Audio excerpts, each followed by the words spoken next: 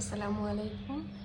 আজকে কথা বলবো ওআরএস অর্থাৎ ওরাল রিহাইড্রেশন সল্ট বা আমরা ওর স্যালাইন বলে যেটাকে চিনি সেটা নিয়ে।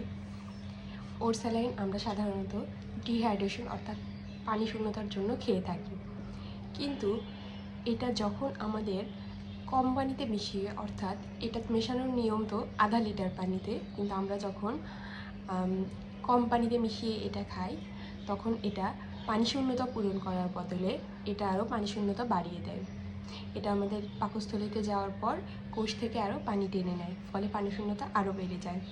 তো অবশ্যই আমরা নিয়ম মেনে আধা লিটার পানিতে ওর স্যালাইন মিশিয়ে খাবো। এছাড়াও পানি মাপার ক্ষেত্রে আমরা ভুল করে থাকি, গ্লাস দিয়ে মাপি। আমাদের ব্যবহৃত গ্লাসগুলো পরিপূর্ণ আধা লিটার নয়, কিছু কম বা বেশি। অবশ্যই আমরা ছোট ছোট কোল্ড ড্রিঙ্কসের বোতল কিংবা ভালোভাবে মেপে তারপর ব্যবহার করব। আল্লাহ হাফেজ।